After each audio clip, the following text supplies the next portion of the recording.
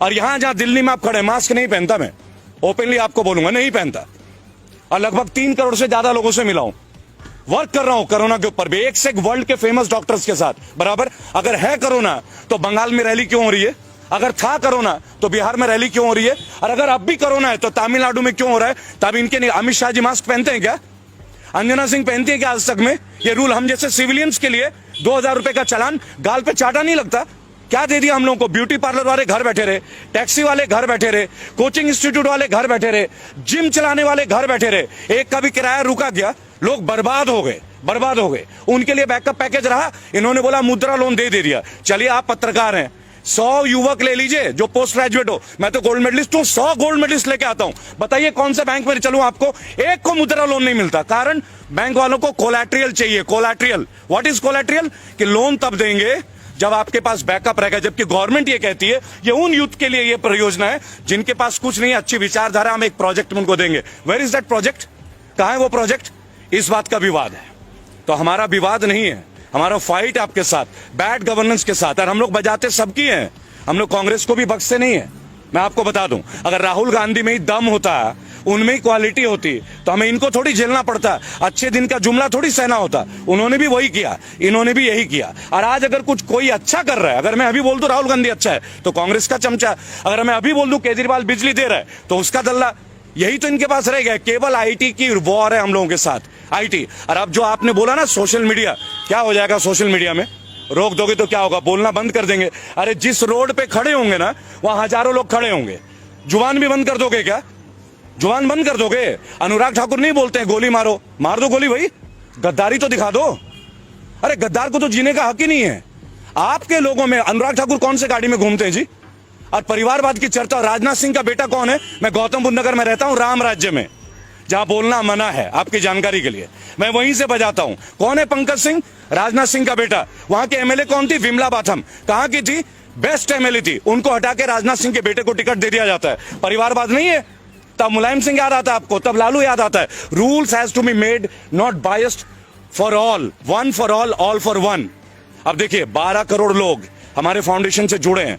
इस साल के अंत तक 25 करोड़ का टारगेट है, और 2022 यूपी और 2024 पूरे देश में। लेकिन कोई पार्टी को सपोर्ट नहीं करेंगे। ओपनली हमने एक बात बोला है, जो भी कैंडिडेट क्राइम फ्री हो, जिनके ऊपर मुकदमा नहीं हो, औरतों के प्रति गंभीर केस ना हो, जिन्होंने छात्र में नेता कभी भी कोई काम किया हो, या जो अनएजुकेटेड हो, अपनी गली मोहल्ले का, उन सब लोगों को हम फाइट के लिए तैयार हैं। रेबल फाउंडेशन उनके लिए तैयार है।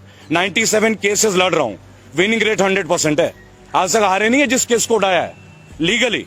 अब ये चौथा केस है। अब देखिए इनको आरटीआई से हराएंगे, आज चौड़े में हराएंगे, इनको जवाब तो देना पड़े। आज किसान आंदोलन में 200 से ज्यादा लोगों ने शहादत दी है, 200 से ज्यादा लोगों ने। उनके लिए किसी को समय नहीं मिल रहा है।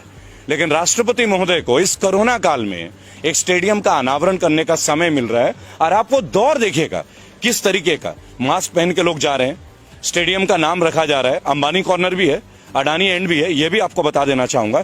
एक सवाल लोगों के मन में केवल ये रह गया, 23 तारीख को मैं कलकत्ता था, मुझे पता चला कि माननीय मोदी जी भी कलकत्ता पहुंच रहे हैं, तो मैं शहीद मीनार में था, मेरी वहां कॉन्फ्रेंस थी, और नेताजी सुभाष सेना के लोगों ने मुझे इन्वाइट किया था। उन्होंने जाके नेताजी सुभाष चंद्र बोस के बारे में कितनी ही बातें करी। 23 जनवरी, उन्हें जब भी किसी राज्य के कोई नेता की याद आती है ना, वो तुरंत फ्लाइट लेके पहुंच जाते हैं। अगर उनके दिल में सच में ये भक्ति होती है नेताजी सुभाष चंद्र बोस के लिए, या चंद्रशेखर आजाद के लिए, या प्रफुल्ल चाकी के लिए, या अशफाक उल्लाह खान के लिए, किसी भी हमारे शहीद आजम भगत सिंह के लिए, तो क्या ये स्टेडियम उनके नाम में नहीं करना चाहिए था? अगर वो ये करते तो हमें ये लगता कि नहीं, ये राजनीतिज्ञ नहीं है, ये नेशनल लीडर है। नेशनल लीडर, केवल प्राइम मिनिस्टर नहीं है। हमने मोदी जी को as a prime minister selection नहीं किया था, हमने उनको सिलेक्शन किया था एज अ नेशनल लीडर, कि एक साधारण व्यक्ति भी बिना खानदानी पॉलिटिक्स का, बिना पैसेपति, बिना पूंजीपति परिवार के, क्योंकि वो खुद को चाय वाले बताते हैं, राइट, तो वो प्रधानमंत्री बन सकते हैं। क्या फर्क रहा जब 2010 से पहले मायावती जी ने दलित प्रेरणा स्थल में अपना स्टैचू लगाया था, अपनी प्रतिमा लगाई थी। उन्होंने लोगों से आह्वान किया था कि मुझे पूजो, मुझे पूजो, ये कहा था। लेकिन तब यही लोग थे जो विरोध करते थे। आज इनको क्या हो गया भाई? आज आप अपना नाम की पूजा नहीं करा रहे? क्या इस वक्त उनकी उतनी उम्र हो गई है? अब बहुत जल्दी आप ये भी देखेंगे कि भारत रत्न आपको ना मिल जाए, क्योंकि जिस देश में मौजूदा प्रधानमंत्री के नाम पे स्टेडियम होता है और उसका अनावरण मौजूदा राष्ट्रपति करते हैं, तो कहीं ना कहीं सबको टेंशन होती है। महंगाई पे देखिए, देश के असली मुद्दे इस वक्त स्टेडियम नहीं है। देश का असली मुद्दा अगर आप देखना चाहें, कोई भी नेशनल मीडिया जो हमारी बेसिक मुद्दे उन पे चर्चा नहीं कर रहा है। क्यों ना चर्चा करे महंगाई के ऊपर, क्यों ना चर्चा करे बेरोजगारी के ऊपर। ये वही जगह है जहां हमने प्रोटेस्ट किया था 14 तारीख को, और ये वही जगह है जब 22 तारीख को लाठियां भांजी गई एसएससी जीडी के बच्चों के लिए। क्या दोष है उनका? 50 लाख लोगों ने फॉर्म भरा, 50 लाख लोगों ने। 100 रुपए का फॉर्म था, अरबों रुपए कलेक्शन होते हैं। देश का सबसे बड़ा घोटाला है। कौन कहता है कि सरकार घोटाला नहीं करती? सबसे बड़ा घोटाला है फॉर्म घोटाला। अरबों रुपए कलेक्शन करते हैं आप टेस्ट के नाम पे, फॉर्म के नाम पे। और खुद नित्यानंद राय जो राज्यसभा के मंत्री है, वो कहते हैं कि 1.25 लाख वैकेंसी है, तो 54,000 को क्यों ले रहे हो? जिन लोगों ने रिटर्न टेस्ट दे दिया, मेडिकल टेस्ट दे दिया, फिजिकल टेस्ट पास कर दिया, और कोई टेस्ट बचा ही नहीं, इसके ऊपर कौन बात करेगा? क्या राष्ट्रपति महोदय को मैं ज्ञापन देने गया था, आपकी जानकारी के लिए 14 तारीख को राष्ट्रपति महोदय का मैंने ज्ञापन दिया है एसएससी जीडी के अभिभावकों के साथ, उनके बच्चों के साथ। मैं स्वयं था। प्रत्यक्ष प्रमाण को आवश्यकता नहीं कि आपको इस पुख्ता सबूत दें। क्यों नहीं उनके बारे में बात हो रही है? केवल एनडीटीवी को छोड़ के कोई क्यों नहीं दिखा रहा है, या यूट्यूबर्स को छोड़ के कोई क्यों नहीं दिखा रहा? और कल से ओटीटी और हमारे यूट्यूब के ऊपर भी पाबंदियां शुरू हो रही है। पता है ये सब क्यों हो रहा है? वो कहते हम कांग्रेस मिटा देंगे, वो कहते हम ये मिटा देंगे। अरे आपको मिटाने की क्या जरूरत है भाई? आप अपने काम को इतना अच्छा कर लो ना कि दूसरे भी आपको जुड़ जाएं। ये भी आपको समझना होगा। आपका काम सर्वश्रेष्ठ होना चाहिए। अगर आप दूसरों को खत्म करने में सर्वश्रेष्ठ हैं, तो इसका मतलब आपको काम करने का आदत ही नहीं है। देखिए, ministry of finance, Anurag Thakur ji के इतने बड़े बड़े स्टेटमेंट थे। आज से 3 दिन पहले आप गूगल पे देखें, चाइना की कंपनीज को 50 प्रोजेक्ट को अब यस सिग्नल मिलने वाला है। ऑफिशियल है, मैं आपको कोई भी मनगढ़ंत बातें नहीं बताता। अब ये 50 जो प्रोजेक्ट है, परियोजना है, उधर गलवान घाटी में हमारा चल रहा है। पिछले 1 हफ्ते से आप देख रहे होंगे कि चाइना के अधिकारी निरंतर हमसे बात कर रहे हैं। क्यों बात कर रहे हैं भाई? हम क्यों बात कर रहे हैं उनके साथ? हम वास्तविक जो नियंत्रण रेखा है उसके ऊपर हमें बात करने की आवश्यकता क्या है? जो हमारा है वो तो हमारा है ना, इसके लिए हमें बात करने की क्या जरूरत है? अंतर्राष्ट्रीय लाइन ऑफ एक्चुअल कंट्रोल और लाइन ऑफ कंट्रोल ये आज से तो है नहीं, कोई आजादी के वक्त से है ना। ब्रिटिशर्स ने इस लाइन को खींचा था, तब हमने माना था। और उसके बाद आप बात कर रहे हैं, और फिर अभी बीच में आ रही है 3 दिन पहले कि चाइनीज कंपनी को 50 परियोजनाओं को ग्रीन सिग्नल मिलने वाला है। अनुराग ठाकुर का है जी ये। आप देख लीजिएगा, टाइम्स ऑफ इंडिया में देख लीजिए, ट्रिब्यून में देख लीजिए। मेरा केवल एक तात्पर्य है इन सब मुद्दों के दौरान कि देश में स्टेडियम का नामकरण हो रहा है मौजूदा प्रधानमंत्री के नाम पे, और उनका अनावरण कर रहे हैं मौजूदा राष्ट्रपति। वो राष्ट्रपति महोदय जिनको 200 लोगों की शहादत पे वक्त नहीं मिल रहा है, वो राष्ट्रपति महोदय जिनको मुरादनगर में एक, आप बोलते हैं कि हम प्राइवेटाइज का विरोध क्यों कर रहे हैं, आपको उदाहरण देंगे कि क्यों हम लोग उदाहरण दे रहे हैं कि आपको सरकारी संपत्ति आप क्यों बेच रहे हैं, उसके ऊपर उदाहरण है। आज से महज 1.5 महीने पहले मुरादनगर में एक परिवार का अंतिम दाह संस्कार था।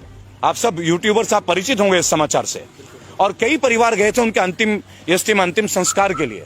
और 2 महीने पहले वो शवगृह बन के तैयार हुआ था, उसका जो भवन है, अचानक से छत गिर जाता है और 25 लोगों की अर्थी उठती है उसी शमशान घाट से। 2 महीने पहले कंस्ट्रक्शन, A क्लास कॉन्ट्रैक्टर, और 25 लोगों का जान खोना, और क्या मिलना? 2 लाख रुपए का मुआवजा। 2 लाख। जिस सरकार में सीना चौड़ा करके एक बीजेपी का कार्यकर्ता मिल जाए ना, मैं तो उनके बीच जाता हूं, उनसे एक बात पूछता हूं केवल, आप 5 लाख करोड़ की बात करते हैं कि जीएसटी में आपका कलेक्शन है, और हमारे देश के नागरिकों को 2 लाख रुपए का मुआवजा मृत्यु होने पे, वो भी जिसपे सरकारी रवैये के भुक्तभोगी हैं वो भुक्तभोगी हैं, तो इनके ऊपर कब बात होगी? कब बात होगी इनके ऊपर? इनको 2 लाख क्यों? देश तरक्की कर रहा है। आप ये कह रहे हैं कि देश तरक्की कर रहा है, राइट? अगर देश तरक्की कर रहा है तो देशवासियों से तरक्की होती है ना। देश का तरक्की क्या होता है? भारत की तरक्की क्या है? भारतीयों की तरक्की होती है, भारत की तरक्की। देखिए, मैं एक बात आपको बताना चाहूंगा कि ट्विटर का पर्पस क्या है? जेन्युइन इंफॉर्मेशन को लोगों तक पहुंचाना, अपनी फीलिंग्स को लोगों तक पहुंचाना। नेशनल मीडिया, जिसको अब हम लोग धीरे धीरे गोदी मीडिया के तौर पे जानने लगे हैं, कौन है ये नेशनल मीडिया? ये सारे सैटेलाइट चैनल। आप देखिए, रजत शर्मा जनता की अदालत करते थे। क्या रजत शर्मा ने कभी ये नहीं सोचा कि एक बार बाबा रामदेव से पूछे? ये वही बाबा रामदेव है जिन्होंने कहा था कि 30 रुपए में पेट्रोल मिलना चाहिए। ये वही बाबा रामदेव है जिन्होंने बोला था काला धन वापस आना चाहिए। देखिए, हम मोदी जी के हर चीज के खिलाफ नहीं है, कभी भी नहीं है, और व्यक्तिगत तौर पे तो उनके खिलाफ कभी भी नहीं। हम आज भी मोदी जी बोलते हैं, पूज्य नहीं बोलते, माननीय प्रधानमंत्री है। लेकिन अगर आपकी पॉलिसीज हमें तोड़ती हैं, अगर आपकी पॉलिसीज से लोगों का बेरोजगार का स्केल आउट डाउन हो रहा है, तो क्वेश्चंस तो उठेंगे, सवाल तो उठेंगे। और अगर आप में क्षमता है, आपके मंत्री में क्षमता है, तो आप उन सवालों का हमें जवाब दे दें। आप हमें जवाब दे दीजिए, हम संतुष्ट हो जाएंगे। आप हमारे सवालों का जवाब नहीं दे रहे, आप आरटीआई का जवाब नहीं दे रहे। जो आरटीआई, देखिए सबसे बड़ी बात क्या है, हमारे पास एक पावर था, राइट टू इंफॉर्मेशन। मैं खुद एक आरटीआई एक्टिविस्ट हूं। आज आरटीआई के जवाब मुड़ के नहीं आते, मुड़ के नहीं आते। क्यों नहीं आते भाई?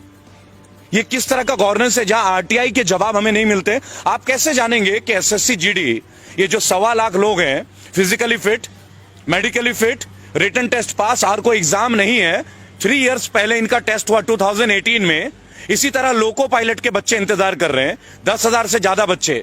यूपी पुलिस की भर्तियों के लिए निको पार्क लखनऊ, जहां मैं अब जाने वाला हूं, वहां लाठियां मिल रही है। आप देखिए, किसी भी पार्टी में यह हो सकता है क्या कि अगर आपने कोई ज्वलंत मुद्दे को उठा दिया तो आप लाठियां भांजोगे? आपको तो उनके सामने आके उन्हें जवाब देने की जरूरत है। सेटिस्फाई कीजिए, यूथ को सेटिस्फाई कीजिए। आप एक बात बताइए, यूथ क्रिमिनल कैसे बनते हैं? आज की डेट में भारत में सबसे ज्यादा पढ़े लिखे लोग जो हैं वो बेरोजगार है, और वो केवल इस भाजपा शासन की देन नहीं है। ऑब्वियसली कांग्रेस की भी देन बहुत बड़ी रही है, लेकिन what about the change? What about the change? इसीलिए तो हम इनको लेके आए थे ना। और कितने साल, और कितने साल भाई? 7 साल होने को आए ना। 1 साल में आपको एक वैकेंसी तो देनी पड़ेगी ना, कोई एक सेक्शन में। और ये तो तब है जब उसी ब्रांच में सीट वेकेंट है, पैरामिलिट्री फोर्सेस की पोस्ट वेकेंट है। ये खुद पैरामिलिट्री वाले बोल रहे हैं, यानी देश की सुरक्षा खतरे में, और बच्चे सिलेक्टेड है, फिर भी आप उनको जॉब नहीं दे रहे हो। आपको समझना होगा। देखिए, मैं क्लियर आपको बताऊंगा कौन नहीं है रेबल, अब कौन नहीं है। हर एक यूट्यूबर बागी है। क्यों बागी है? क्योंकि वो ग्राउंड जीरो लेवल पे सच्चाई को प्रदर्शित कर रहा है, चाहे आप हो चाहे जितने भी और चैनल्स है। अरे एक रिस्क है। अरे क्या कमा लेते हैं, क्या पैसे कमाते हैं क्या वो लोग? उन्हें भी लगता है कि हम अपने हिस्से की जिम्मेदारी राष्ट्र के प्रति निभाएं। क्या आपको लगता है कि जितने भी बैचलर ऑफ जर्नलिज्म करके बच्चे बैठे हैं, क्या उनको जॉब मिल रही है? क्या आप जाके देखिए, आज तक में कितनी रिक्रूटमेंट है, इंडिया टीवी में कितनी रिक्रूटमेंट है, एबीपी न्यूज में कितनी रिक्रूटमेंट है। वही रूबिका लियाकत, वही रजत शर्मा सालों से। क्या नेपोटिज्म नहीं है ये सब? वही अर्चना सिंह, क्या ये नेपोटिज्म नहीं है? यानी जो लड़के गोल्ड मेडलिस्ट करके पास होते हैं जर्नलिज्म करके, उन्हें क्यों नहीं मिलती नेशनल मीडिया? मैं भी उनमें से एक हूं। I myself, I won the best result in year 2000, और the best one in my university, CCS university Meerut. मिल गया क्या मुझे? क्यों नहीं मिलता? उसके लिए आप क्या बोलेंगे कि आपने अच्छी मेहनत नहीं की? लेकिन हमें अपने हिस्से का वो जॉब नहीं चाहिए, लेकिन हमें अपने हिस्से का सम्मान तो चाहिए ना।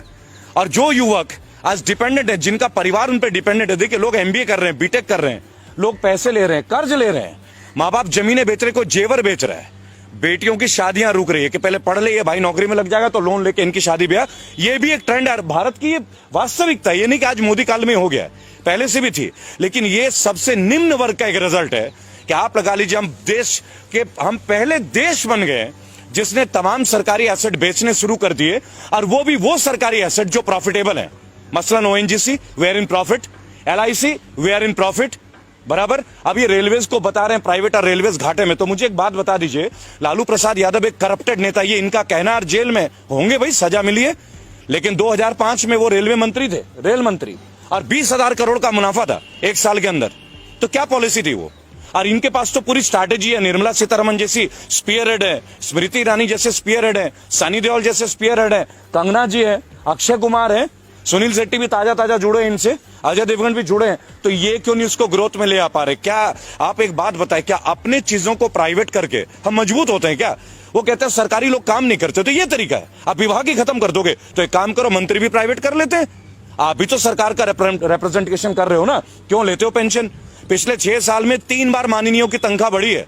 मैंने अभी यशपाल आर्या, जो कि उत्तराखंड के कद्दावर नेता हैं बीजेपी के, मैंने उनसे एक बात पूछा कि भाई साहब, आपके ड्यूटी में जो आईपीएस है, ये बेईमान है क्या? ये पुलिस वाला हरामखोर है क्या, जो इसको पेंशन नहीं मिलती? आपने ईमानदारी कैसे, कौन सा खड्डा खोदा है जो आपको 3-3 पेंशन मिल रहा है? जब आप पार्षद थे तब 1, एमएलए थे तब 2, एमपी बने 3 और मंत्री बने 4। यानी आईपीएस के लिए जो 10 साल रगड़ रहा है अपना, दिल्ली में आके कोचिंग ले रहा है, घर से पैसे भीख मांग के ला रहा है, वो ईमानदार नहीं है। और आप जो व्हाइट कुर्ता पजामा पहनते हो, आप ईमानदारी का ठंगा लेके, और आपके घर का हर आदमी बीएमडब्ल्यू और फॉर्च्यूनर के नीचे घूमता नहीं है। आप बता दीजिए, मोदी जी के काल में सैलरी बढ़ी नहीं है क्या? क्यों बढ़ी वही सैलरी? अगर आप ईमानदारी का परिचय देते, घटाइए ना, एनपीएस उन पे भी लागू कीजिए, पेंशन बंद कर दीजिए। हम आपके साथ खिलाफ नहीं है, सख्त आपकी विचारधारा को समर्थन करेंगे, लेकिन एक कंडीशन है। 5 सवाल है। देखिए, आप लोग इतने सवाल पूछते हैं ना, 5 क्वेश्चन पे हमारे साथ आके डिबेट पे आ जाइए। Only 5 question. पहली बात, एम्प्लॉयमेंट के ऊपर बात करते हैं। फर्स्ट, एम्प्लॉयमेंट के ऊपर बात कर लेते हैं, केवल एम्प्लॉयमेंट। एम्प्लॉयमेंट पे आपने लास्ट 6.5 years में जो आपके केंद्र शासित प्रदेश हैं, 15 साल रहे आप मध्य प्रदेश में, छत्तीसगढ़ रहे 10 साल से ऊपर, बराबर। स्टैट्स के साथ बात करूंगा, जुबानी बात नहीं करूंगा, पूरा स्टैट्स है। आरटीआई एक्टिविस्ट हूं, 27 बार की जेल की यात्रा है सर, और भक्त रहा हूं मोदी जी का, कड़ा भक्त। कई लोगों से लड़ाई लड़ी है, अब इसलिए हिम्मत मिली कि उनके सामने भी लड़ने की। आज जो बच्चे बैठे हैं 1.25 लाख और आए हुए हैं गुरुद्वारे में, उनको फेस कीजिए ना, उनको बताइए ना उनकी ज्वाइनिंग क्यों नहीं दे रहे हैं। Medical fit, physical fit, written test pass किया, कोई टेस्ट और बचा नहीं, तो जॉब क्यों नहीं दे रहे हैं? और आपके पास वैकेंसी है, क्यों नहीं दे रहे भाई उनको जॉब, बताइए।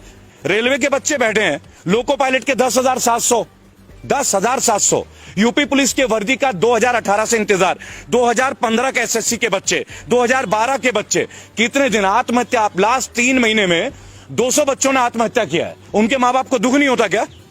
लोअर मिडिल क्लास फैमिली, कई ओवर एज हो गए, दोबारा गवर्नमेंट जॉब दे नहीं सकते हैं, सेलेक्टिविटी है। They have been selected but they haven't got their jobs and they won't get their jobs in this government. ये लड़ाई उनके लिए है, ये लड़ाई उनके